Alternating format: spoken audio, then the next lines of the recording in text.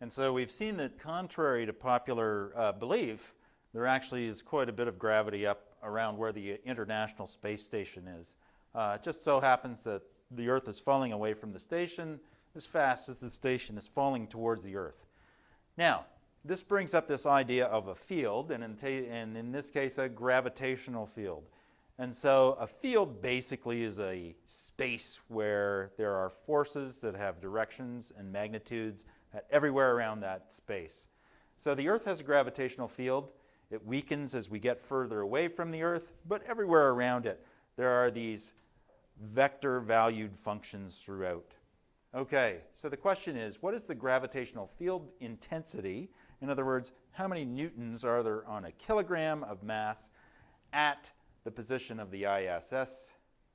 And so this is the general equation for the force of attraction between two bodies. We're just interested in knowing how many newtons there are per kilogram where the ISS is. So mass times gravitational field intensity, in this case, is going to be the force on something. And so this is the small thing. Okay, M2. And you'll notice that our masses can actually cancel, and we'll be nicely left with the gravitational field intensity, which also tells us the acceleration of any object.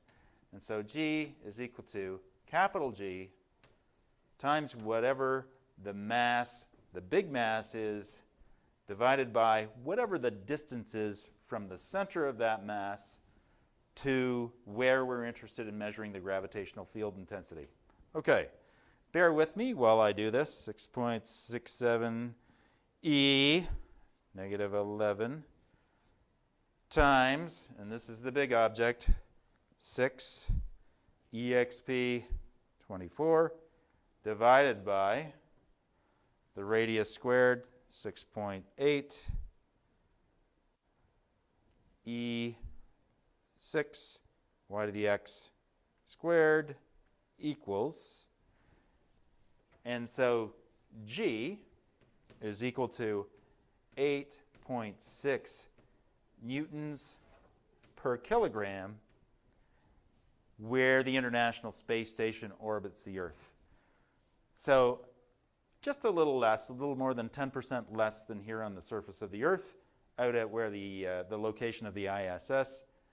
On top of that, if you were to drop something, or if the ISS were to suddenly start to fall directly towards the Earth, it would be falling with an acceleration of 8.6 meters per second per second.